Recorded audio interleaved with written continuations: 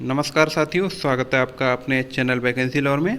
तो दोस्तों, आपके रेलवे ग्रुप डी के लिए साइंस की ये आज से क्लास स्टार्ट हो रही है, जो कि आपकी बुलेट ट्रेन सीरीज है। यानी कि बुलेट ट्रेन सीरीज के जरिए हम करने के वाले हैं, आपको सबसे पहले बता देते हैं। आपकी एक क्लास में एक चैप्टर फिनिश करने वाले हैं। और दोस्तों, किस तरह से फिनिश करेंगे, मतलब जिस जिस भी चैप्टर से रेलवे की प्रीवियस ईयर में परीक्षाओं में जितने क्वेश्चन आ चुके हैं, जैसे कि आपका रेलवे ग्रुप डी और टेक्नीशियन 2018 की परीक्षा में अगर यूनिट एंड मेजरमेंट से जितने भी क्वेश्चन पूछे गए हैं, उनको इस क्लास में डिस्कस करने वाले हैं। तो दोस्तों, चलिए क्लास को स्टार्ट करते हैं।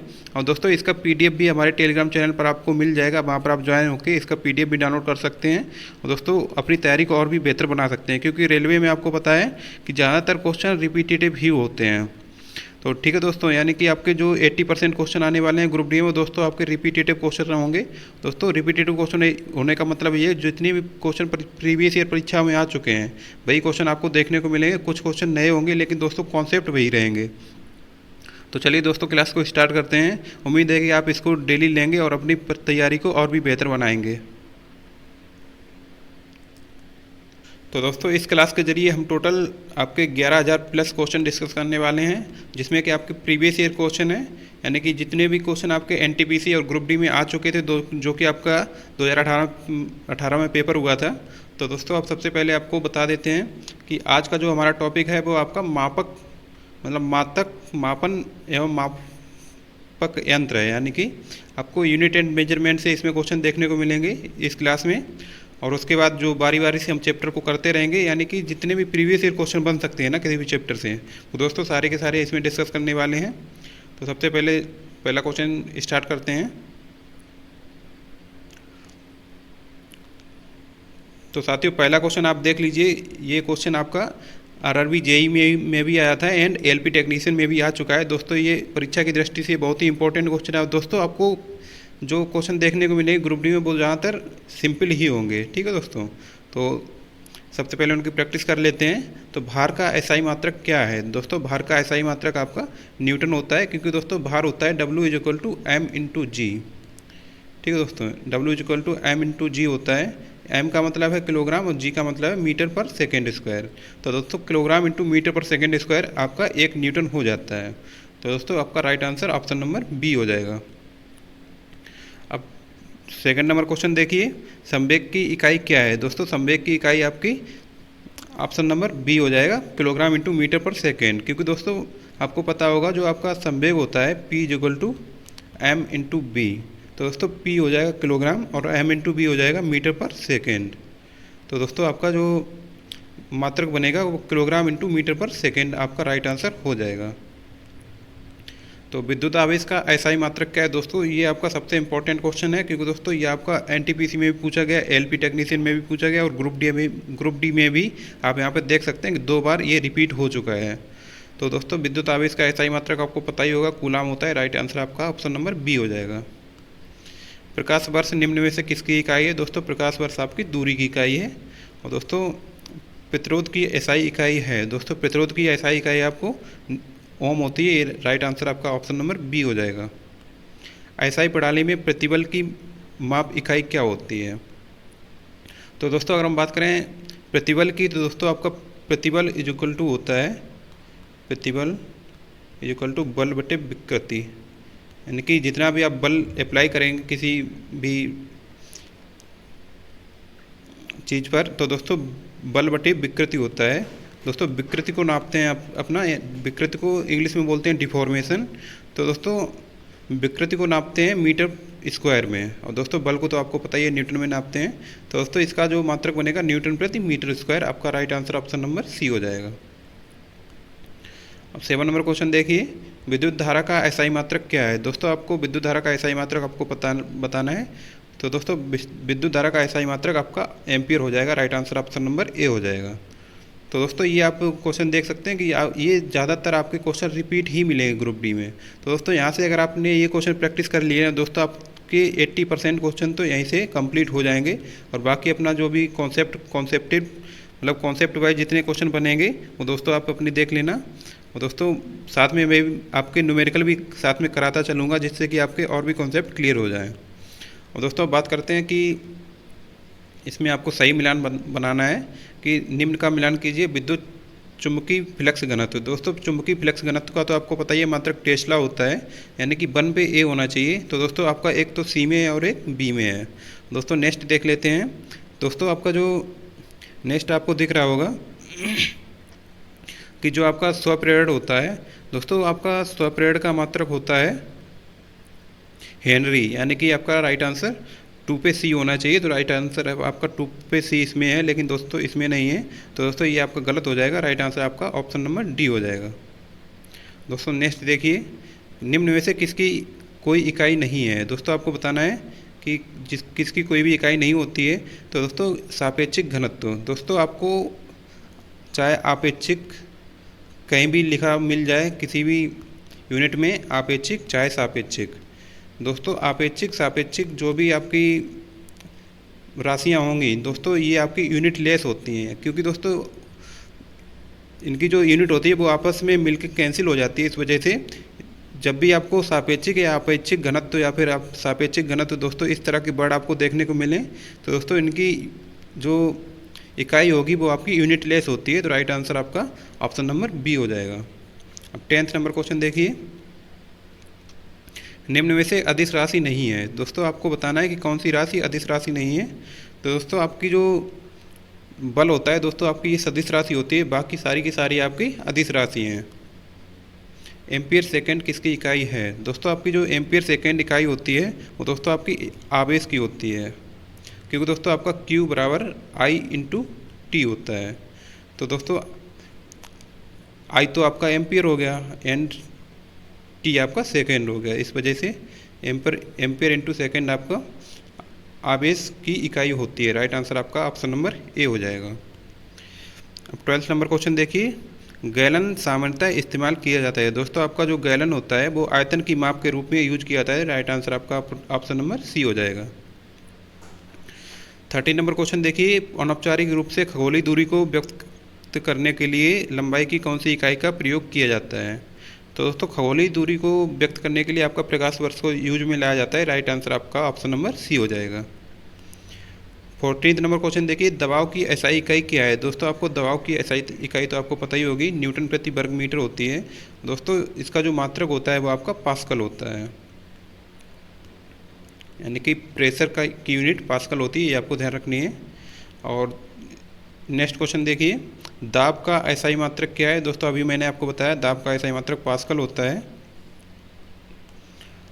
16 नंबर क्वेश्चन देखिए, पृथ्वी से लेकर सूर्य तक की अनुमानित दूरी की लंबाई की यूनिट है। तो दोस्तों जो पृथ्वी से सूर्य तक की दूरी होती है उसको एस्ट्रोनॉमिकल यूनिट भी बोलते हैं। राइट आंसर आपका ऑप्शन नंबर बी हो जाएगा।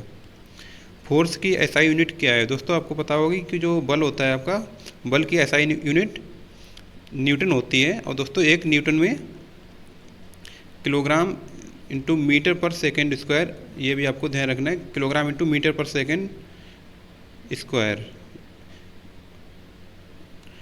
18 नंबर क्वेश्चन देखिए, निम्न में से कौन सी मात्रा और उसकी एसआई इकाई सही रूप से सुमेलित नहीं है।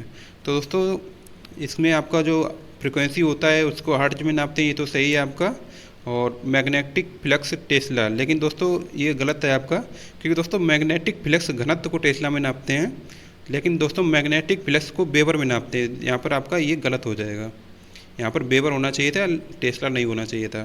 दोस्तों प्रेशर को पास्कल में नापते हैं, ये आपका सही है। एंड इलेक्ट्रिक कंडक्टेंस को सीमेंस में नापते हैं, ये भी आपका राइट आंसर है, यानी कि आपका ऑप्शन नंबर बी आपका गलत हो जाएगा। दोस्तों नेक्स्ट क्वेश्चन आपको बताना है कि विस्थापन की एसआई इकाई क्या है। तो दोस्तों विस्थापन की जो एसआई इकाई होती है वो आपको मीटर में नापते हैं उसको। तो राइट आंसर आपका ऑप्शन नंबर ए हो जाएगा। चलते हैं नेक्स्ट क्वेश्चन पर। विभवांतर की एसआई इकाई क्या है। दोस्तों आपकी विभवांतर की जो एसआई इकाई होती है वो आपकी वोल्ट होती है। राइट आंसर आपका ऑप्शन नंबर सी हो जाएगा।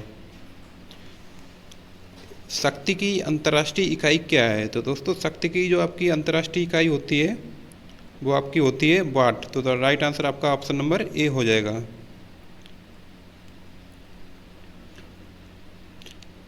नंबर क्वेश्चन देखिए, जी के मान की एसआई इकाई वही है जो खालिस्तान के एसआई इकाई है। दोस्तों आपका जो जी होता है वो आपका त्वरण होता है, यानी कि जिसको गुरुत्वीय त्वरण बोलते हैं आप। तो दोस्तों गुरुत्वीय त्वरण का एसआई मात्रक क्या होता, सबसे पहले इसकी यूनिट आप जान लीजिए, यानी कि मीटर पर सेकेंड स्क्वायर होती है, मीटर पर सेकेंड स्क्वायर।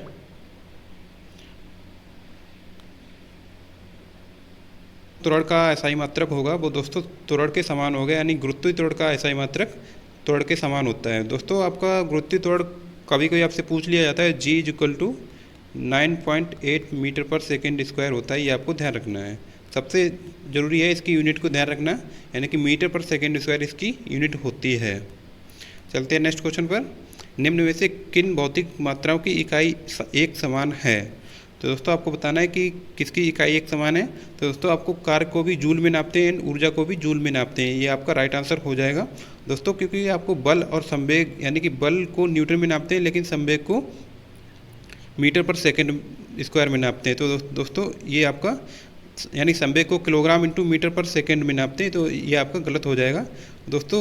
बल और दाब, दोस्तों बल को न्यूटन में नापते हैं लेकिन दोस्तों दाब को पास्कल में नापते हैं, इस वजह से ये भी आपका गलत हो जाएगा दोस्तों। डी नंबर आपका कह रहा है कि बल और कार्य, दोस्तों बल को न्यूटन में नापते हैं लेकिन दोस्तों कार्य को जूल में नापते हैं, यह भी आपका गलत हो जाएगा, लेकिन आपका option number A right answer हो जाएगा।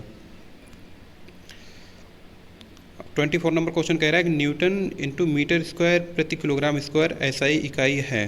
तो दोस्तों आपका जो सार्वभौमिक गुरुत्वाकर्षण नियतांक जो होता है दोस्तों, ये आपका जो जिसको आप कैपिटल G बोलते हैं दोस्तों, इसकी इकाई होती है न्यूटन मीटर स्क्वायर प्रति किलोग्राम स्क्वायर। दोस्तों इसकी जो वैल्यू कभी कभी आपसे पूछ ली जाती है, तो दोस्तों आपकी जो वैल्यू होती है इसकी वो 6.67 इंटू 10⁻⁻11 न्यूटन मीटर स्क्वायर प्रति किलोग्राम स्क्वायर।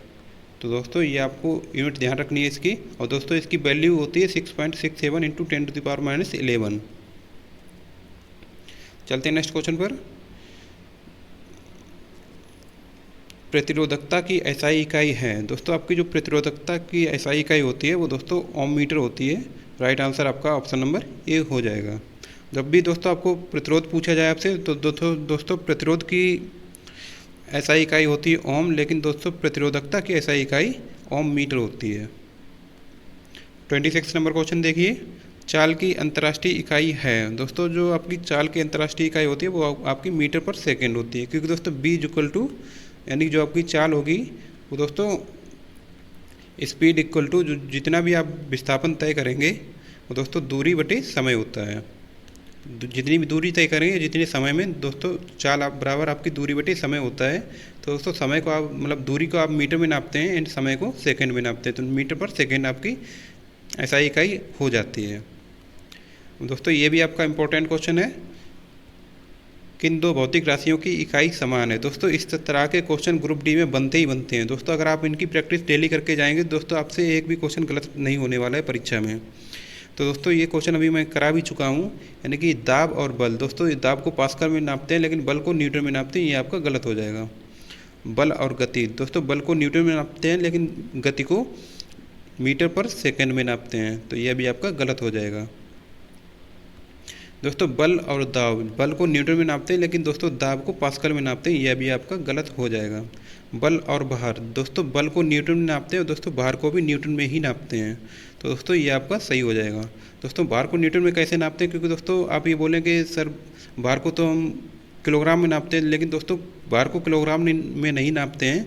भार आपका होता है W equal to M into G, यानी कि इसमें आपका जो गुरुत्वीय त्वरण होता है वो भी इसमें ऐड होता है, यानी कि जो आपका G M होता है इसको द्रव्यमान बोलते हैं दोस्तों, जो आपका भार होता है उसको न्यूटन में नापते हैं, तो राइट आंसर आपका ऑप्शन नंबर डी हो जाएगा। 28 नंबर क्वेश्चन देखिए, खाली स्थान की SI इकाई जूल प्रति सेकेंड है। तो दोस्तों जो आपकी पावर होती है यानी कि शक्ति, तो दोस्तों कार्य करने की दर को शक्ति कहते हैं, तो दोस्तों P इक्वल टू W/T, यानी कि W आपका कार्य होता है, कार्य की SI इकाई होती है जूल, तो दोस्तों जूल प्रति सेकेंड आपकी शक्ति की इकाई हो जाती है, राइट आंसर आपका ऑप्शन नंबर डी हो जाएगा। अब दोस्तों ये भी आपका इंपॉर्टेंट क्वेश्चन है, त्वरण की SI इकाई क्या है। दोस्तों आपकी जो त्वरण की SI इकाई है वो दोस्तों मीटर पर सेकेंड स्क्वायर होती है, राइट आंसर आपका ऑप्शन नंबर सी हो जाएगा। दोस्तों नेक्स्ट क्वेश्चन देखिए, 30 नंबर क्वेश्चन, निम्न में से कौन सी तापमान की SI इकाई है। दोस्तों तापमान की जो आपकी SI इकाई होती है वो होती है केल्विन।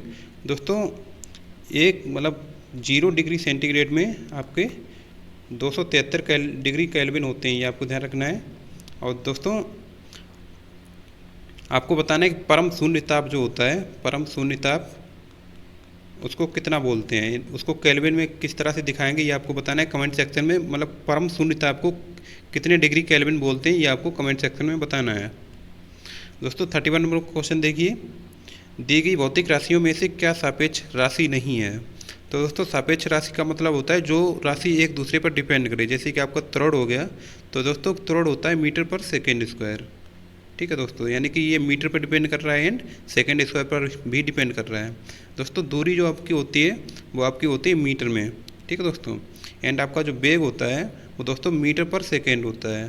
तो दोस्तों यहाँ से आप देख सकते हैं कि ये राशियाँ एक दूसरे पर डिपेंड कर रही हैं, लेकिन दोस्तों आपका जो समय होता है ना वो कभी रुकता नहीं है, यानी कि समय कोई भी आपकी सापेक्ष राशि नहीं है। दोस्तों ये आपका क्वेश्चन पूछा जा चुका है ग्रुप डी में, तो दोस्तों ये आपको ध्यान रखना है, जो आपकी समय जो राशि होती है वो आपकी सापेक्ष राशि नहीं होती है। यानी कि समय किसी पर आपका डिपेंड नहीं करेगा, समय कभी रुकेगा नहीं। बाकी की ये आपकी नेगेटिव भी हो सकती हैं, पॉजिटिव भी हो सकती है, लेकिन समय आपका हरदम पॉजिटिव ही रहेगा हर समय।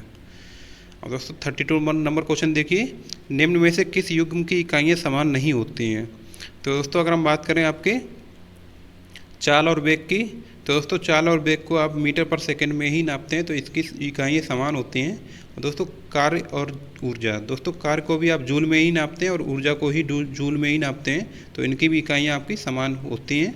दोस्तों दूरी और विस्थापन, तो दोस्तों दूरी और विस्थापन दोनों को आप मीटर में ही नापते हैं, ये भी आपकी समान ही होती हैं। दोस्तों बल और दाब, बल को आप न्यूटन में नापते हैं लेकिन दाब को पास्कल में नापते हैं, तो इसमें आपकी इकाइयाँ समान नहीं, तो राइट आंसर आपका ऑप्शन नंबर डी हो जाएगा। नेक्स्ट क्वेश्चन देखिए, मंदता की अंतर्राष्ट्रीय एसआई इकाई क्या है। तो दोस्तों मंदता को मंदन बोलते हैं, यानी कि जो आपका त्वरण ही होता है एक प्रकार का, ये निगेटिव त्वरण होता है, यानी कि जब भी आपका मंदन काम करेगा तो वस्तु मतलब रुकना स्टार्ट हो जाएगी, तो राइट आंसर आपका मीटर पर सेकेंड स्क्वायर हो जाएगा। अब 34 नंबर क्वेश्चन देखिए, 1 पास्कल इज इक्वल टू, दोस्तों आपका जो 1 पास्कल होता है वो दोस्तों आपका होता है 1 न्यूटन प्रति मीटर स्क्वायर, तो राइट आंसर आपका ऑप्शन नंबर ए हो जाएगा। अब साथियों 35 नंबर क्वेश्चन देखिए, दोस्तों ये क्या कह रहा है कि एक वाट में आपको मतलब ये मिलान बनाने हैं चारों।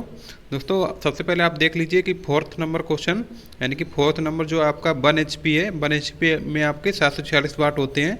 दोस्तों जो 1 किलोवाट होता है उसमें आपके 1000 वाट होते हैं, तो ये आपका सी से मैच हो जाएगा। और दोस्तों 1 किलोवाट आवर में आपके 3.6 × 10⁶ जूल होते हैं, एंड आपके एक वाट की जो इकाई होती है वो दोस्तों न्यूटन मीटर पर सेकेंड होती है।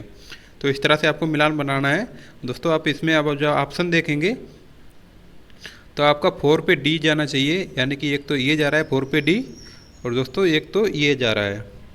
ठीक है, एंड आप आगे देखिए, यानी कि आपको 2 पे सी जाना चाहिए। दोस्तों 2 पे सी ये नहीं जा रहा है, लेकिन दोस्तों ये जा रहा है, तो राइट आंसर आपका ऑप्शन नंबर ए हो जाएगा। चलते हैं नेक्स्ट क्वेश्चन पर। तरंग दैर्ध्य का एसआई मात्रक है। दोस्तों जो आपकी तरंग दैर्ध्य लैम्डा होती है वो दोस्तों आपकी मीटर में नापी जाती है, मतलब तरंग दैर्ध्य का एसआई मात्रक है। दोस्तों इसमें आप थोड़ा करेक्शन कर लीजिए, ये आपका ऑप्शन गलत है, क्योंकि दोस्तों तरंग दैर्ध्य का एसआई मात्रक होता है आपका मीटर। दोस्तों जो आपका फ्रीक्वेंसी जो आपकी आवृत्ति होती है उसका मात्रक होता है आपका हर्ट्ज। तो जब आपसे फ्रीक्वेंसी पूछी जाए तब दोस्तों आपका मात्रक होगा हर्ट्ज, एंड जब आपकी तरंग दैर्ध्य पूछी है तो आपको मीटर बताना है। ये आपका इसमें थोड़ी गलती है बुक में। अब 37 नंबर क्वेश्चन देखिए, इनमें से कौन सा एसआई इकाई में मोल का प्रतीक है।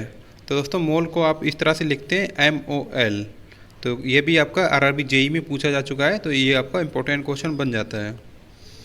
38 नंबर क्वेश्चन देखिए, विद्युत ऊर्जा व्यय का वाणिज्यिक मात्रक क्या है। दोस्तों आपके जो विद्युत ऊर्जा होती है उसका जो मैंने आपको वाणिज्यिक मात्रक बताया था वो आपका किलोवाट आवर होता है, जिसको आप एक मतलब किलोवाट आवर होता है, इसको आप एक यूनिट भी बोल देते हैं। 39 नंबर क्वेश्चन देखिए, मात्रक कूलम प्रति सेकंड का दूसरा नाम क्या है। दोस्तों आपका जो एम्पियर होता है ना, यानी कि I = Q/T। तो दोस्तों आप यहाँ से देख लीजिए, Q को कूलम में नापते हैं और T को सेकंड में नापते हैं। तो दोस्तों कूलम प्रति सेकंड आपका I का मात्रक हो जाएगा, तो राइट आंसर आपका ऑप्शन नंबर बी हो जाएगा। अब 40 नंबर क्वेश्चन देखिए कि तरंग वेग का एसआई मात्रक क्या है। दोस्तों आपका जो तरंग वेग होता है उसका एसआई मात्रक होता है मीटर प्रति सेकंड। ये भी आपका इंपॉर्टेंट क्वेश्चन है, आरआरबी जेई में पूछा जा चुका है। ध्वनि की प्रबलता किसमें नापी जाती है। दोस्तों ये आपका RRB JE group D NTPC and NTPC फिर से रिपीट हुआ था ये क्वेश्चन। और दोस्तों उम्मीद है कि आपका ग्रुप डी में भी ये क्वेश्चन रिपीट होके आएगा, क्योंकि दोस्तों ये क्वेश्चन ज़्यादातर कैंडिडेट गलत ही करते हैं। दोस्तों ध्वनि की प्रबलता जो होती है उसको डेसिबल में नापते हैं। तो राइट आंसर आपका ऑप्शन नंबर सी हो जाएगा।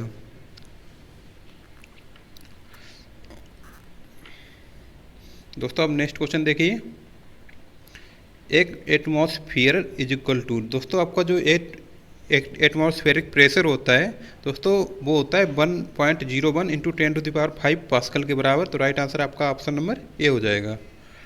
अब 43 नंबर क्वेश्चन देखिए, एक हार्स पावर किसके बराबर होती है। दोस्तों ये आपका 746 वाट होती है। आपका ऑप्शन नंबर सी हो जाएगा। एक डायोप्टर किसके बराबर होता है। दोस्तों जो आपका एक डायोप्टर होता है वो दोस्तों 1 मीटर मतलब एक dioptre is equal to 1/100 centimetre के बराबर होता है। यानी कि जब इसको आप कन्वर्ट करेंगे, जब आप इसको मीटर बनाएंगे दोस्तों आपका जब इसमें 100 का भाग देंगे दोस्तों ये आपका मीटर हो जाएगा। यानी कि 1/मीटर², यानी कि 1/मीटर। जब इसको ऊपर ले जाएंगे तो मीटर इनवर्स हो जाएगा। तो राइट आंसर आपका ऑप्शन नंबर बी हो जाएगा। दोस्तों ये आपका क्वेश्चन आरआरबी जेई में पूछा जा चुका है। यानी कि यहाँ पर कैंडिडेट ज़्यादातर कन्फ्यूज होते हैं, क्योंकि दोस्तों जो आपका डायोप्टर होता है वो दोस्तों आपका ज़्यादातर सेंटीमीटर में उसकी यूनिट दे रखी होती है, इस वजह से आप सेंटीमीटर लगाएंगे, लेकिन दोस्तों आपका 1 मीटर इनवर्स होता है। राइट आंसर आपका ऑप्शन नंबर बी हो जाता है। 45 नंबर क्वेश्चन देखिए, 1 मीटर किसके बराबर होता है। दोस्तों आपका जो 1 मीटर होता है वो दोस्तों होता है 10⁶ माइक्रोन के बराबर। तो राइट आंसर आपका ऑप्शन नंबर बी हो जाएगा। अब जो आपका प्रदीप्त होता है यानी कि इल्यूमिनेस की माप निम्न में से किसके उपयोग करके की जाती है। तो दोस्तों जो आपका ल्यूमिनेंस होता है उसकी माप आपकी की जाती है लक्स मीटर के द्वारा। तो राइट आंसर आपका ऑप्शन नंबर सी हो जाएगा। दोस्तों मिली वोल्ट होता है आपका बहुत ही कम प्रवणता की जो आपकी वोल्टेज होती है उसको नापने के लिए। एंड जो आपका पीएच मान होता है दोस्तों, इससे आपका जो पीएच मान होता है इसमें आपका अम्लीय और क्षारीय गुण नापे जाते हैं। तो इस तरह से ये आपके मात्रक हो गए। दोस्तों आपका जो 1 किलोवाट आवर होता है ये दोस्तों आपका आप यहाँ पर देख लीजिए कितनी बार ये क्वेश्चन रिपीट हुआ है ग्रुप डी में, यानी कि 4 बार वही क्वेश्चन रिपीट होकर के आया है। दोस्तों ये बाद में ये एएलपी एंड टेक्नीशियन में भी आया है। दोस्तों इस तरह के क्वेश्चन इसी वजह से मैं करा रहा हूँ कि आपके जो क्वेश्चन रिपीट होते हैं ना वो कम से कम आपसे गलत नहीं होने चाहिए। तो दोस्तों इसका जो 1 किलोवाट आवर में जो आपके जूल होते हैं वो दोस्तों आपके 3.6 इंटू 10⁶ जूल होते हैं। राइट आंसर आपका ऑप्शन नंबर सी हो जाएगा। 48 नंबर क्वेश्चन देखिए, 1 किलोवाट खालिस्तान शक्ति के बराबर होता है। दोस्तों अभी मैंने आपको बताया था कि 1 किलोवाट जो होता है वो आपका 1000 वाट के बराबर होता है। राइट आंसर आपका ऑप्शन नंबर डी हो जाएगा। दोस्तों ये भी इंपॉर्टेंट क्वेश्चन है, क्योंकि दोस्तों ये बार बार रिपीट हो रहा है, ग्रुप डी में 4 बार रिपीट हो चुका है। तो दोस्तों उम्मीद है कि आपकी परीक्षा में भी आने ही वाला है। इसमें अब पूछा जा रहा है कि 5.5 किलोवाट आवर में कितने जूल होंगे, क्योंकि दोस्तों अभी मैंने आपको बताया था कि अभी आप प्रीवियस क्वेश्चन देखिए, इसमें आप 1 किलोवाट आवर में 3.6 इंटू 10⁶ जूल बता रहे थे। ठीक है दोस्तों, तो अब आप 3.6 इंटू 10⁶ जूल, इसमें जब आप 5.5 का गुणा कर देंगे तो दोस्तों आपका ये निकल के आ जाएगा। तो दोस्तों 5 छक्का 30 यानी कि 30। तो दोस्तों आपका जो कुल बनेगा जा कर के तो दोस्तों आपका डी हो जाएगा राइट आंसर 19.8 इंटू 10⁶ जूल। दोस्तों 50 नंबर क्वेश्चन देखिए, 1 न्यूटन में कितने, यानी कि आपका जो 1 न्यूटन में आपको इसको तोड़ना है अलग से। तो दोस्तों आपका 1 किलोग्राम इंटू 1 मीटर पर सेकेंड स्क्वायर होता है। तो राइट आंसर आपका ऑप्शन नंबर बी हो जाएगा। 51 नंबर क्वेश्चन देखिए, प्रकाश वर्ष किसके द्वारा मापा जाता है। दोस्तों आपका जो प्रकाश वर्ष होता है वो आप दूरी नापने के लिए यूज में लाया जाता है। राइट आंसर आपका ऑप्शन नंबर बी हो जाएगा। 1 नैनोमीटर इज इक्वल टू, दोस्तों आपका जो 1 नैनोमीटर होता है वो दोस्तों आपका होता है 1/10⁹ मीटर। जब दोस्तों आपको इसको ऊपर लाएंगे तो 10⁻⁹मीटर हो जाता है। एक कूलाम में कितनी, एक कूलाम प्रति सेकंड। दोस्तों आपका जो कूलाम प्रति सेकंड होता है वो आपका एम्पीयर होता है। राइट आंसर आपका ऑप्शन नंबर बी हो जाएगा। चलते हैं नेक्स्ट क्वेश्चन पर। एक पिकोमीटर होता है। दोस्तों आपका जो एक पिकोमीटर होता है दोस्तों 10⁻⁻12 मीटर के बराबर होता है। राइट आंसर आपका ऑप्शन नंबर सी हो जाएगा। एक जूल में आपसे क्या पूछा है, एक जूल में कितने न्यूटन और मीटर होंगे। दोस्तों एक जूल जो होता है वो एक न्यूटन इंटू एक मीटर के बराबर होता है। तो दोस्तों आपका option number A right answer हो जाएगा, यानी कि एक joule is equal to newton into metre. अब दोस्तों देखिए 56 नंबर क्वेश्चन। एक विशेष घर में 5 दिनों में 100 इकाइयों की खपत है। यदि ऊर्जा को जूल में परिवर्तित किया जाए तो यह कितनी होगी। क्योंकि दोस्तों अभी मैंने आपको बताया था 3.6 इंटू 10⁻6 जूल जो होते हैं दोस्तों 1 किलोवाट घंटा में होते हैं। तो दोस्तों जब आप इसको कन्वर्ट करेंगे तो दोस्तों यहाँ से आपकी 100 इकाइयाँ हैं, यानी कि 100 यूनिट जो हैं, यानी कि इसमें आपको 100 का गुणा करना है एंड 5 दिन का भी गुणा करना है, यानी कि इसमें आपको 500 का जब अब आप गुणा करेंगे इसमें तो 3.6 इंटू 10⁸ आपका आ जाएगा, 10⁸ जूल। क्योंकि दोस्तों इसमें आपको 5 दिन का निकालना है एंड 100 यूनिट्स, ये आपका इकाइयाँ दी गई ना, इसको आप यूनिट बोलेंगे, यानी कि 100 यूनिट में कितने जूल होंगे वो आपको निकालने हैं एंड उसमें 5 का गुणा कर देना है। अब 57 नंबर क्वेश्चन देखिए। कौन सा यंत्र समुद्र के स्तर से ऊपर की वस्तुओं को देखने के लिए पनडुब्बी में प्रयोग किया जाता है। तो दोस्तों समुद्र से ऊपर जो भी वस्तुएं होंगी उनको देखने के लिए पेरिस्कोप का यूज किया जाता है। एंड दोस्तों समुद्र के अंदर जो वस्तुएं होती हैं उनको देखने के लिए सोनार का यूज किया जाता है। ये चीज़ें आपको ध्यान रखनी है। अब 58 नंबर क्वेश्चन देखिए। वायुमंडलीय दबाव को नापने के लिए किस उपकरण का प्रयोग किया जाता है। दोस्तों वायुमंडलीय दबाव को नापने के लिए बैरोमीटर का यूज किया जाता है। राइट आंसर आपका ऑप्शन नंबर बी हो जाएगा। 59 नंबर क्वेश्चन देखिए। सूर्य को देखने के लिए किस यंत्र का प्रयोग किया जाता है। तो दोस्तों सूर्य को देखने के लिए हेलियोस्कोप का यूज किया जाता है। राइट आंसर आपका ऑप्शन नंबर सी हो जाएगा। दोस्तों ये है आपका लास्ट क्वेश्चन। विभवांतर को नापने के लिए उपकरण का उपयोग किया जाता है। दोस्तों विभवांतर को नापने के लिए आपका वोल्ट मीटर यूज में लाया जाता है। और दोस्तों जो आपका गैल्वेनोमीटर होता है ये बहुत ही कम प्रास की जो मतलब वोल्टेज होती है उसको नापने के लिए यूज किया जाता है एंड ये आपकी धारा की दिशा भी बता देता है गैल्वेनोमीटर। दोस्तों जो आपका अमीटर होता है इससे आपका करंट नापते हैं, यानी कि धारा नापते हैं। दोस्तों जो आपका विभव मापी होता है दोस्तों विभव मापी से भी आपका वोल्टेज ही नापा जाता है। तो दोस्तों इसमें आपका राइट आंसर आपका ऑप्शन नंबर डी हो जाएगा। तो दोस्तों ये थे आपके टोटल 60 क्वेश्चन जो कि आपकी ग्रुप डी की परीक्षा में बार बार रिपीट हो रहे हैं। दोस्तों उम्मीद है कि यही क्वेश्चन आपके परीक्षा में भी आएंगे और दोस्तों इनको आप गलत करके नहीं आएंगे। तो दोस्तों चलिए चलते हैं नेक्स्ट टॉपिक पर। दोस्तों ये नेक्स्ट टॉपिक मैं कल लेकर के आऊँगा। दोस्तों प्लीज़ कंटिन्यू वीडियो देखते रहना, क्योंकि दोस्तों अभी आपकी परीक्षा बहुत ही निकट आने वाली है। दोस्तों आपका जो स्कोर रहेगा ना साइंस का, दोस्तों आप अगर आप डेली क्लास लेते हैं दोस्तों 5 से 6 नंबर आप प्लस ही करके आएंगे। दोस्तों किसी भी परीक्षा में 5 से 6 नंबर आपके सिलेक्शन को निर्धारित भी कर सकते हैं। दोस्तों आपको मेरिट से बाहर भी कर सकते हैं। ठीक है दोस्तों। तो दोस्तों उम्मीद है कि आप डेली क्लास लेते रहेंगे जिससे कि आपका स्कोर इम्प्रूव होता रहेगा। दोस्तों कल का जो हमारा टॉपिक रहेगा वो आपका यांत्रिक है, यानी कि यांत्रिक से टॉप 60 क्वेश्चन बनेंगे वो दोस्तों आपको कराने वाला हूँ मैं कल। तो धन्यवाद दोस्तों वीडियो देखने के लिए। इसके PDF मैं अपने टेलीग्राम चैनल पर डाल दूँगा, आप वहाँ से देख लेना।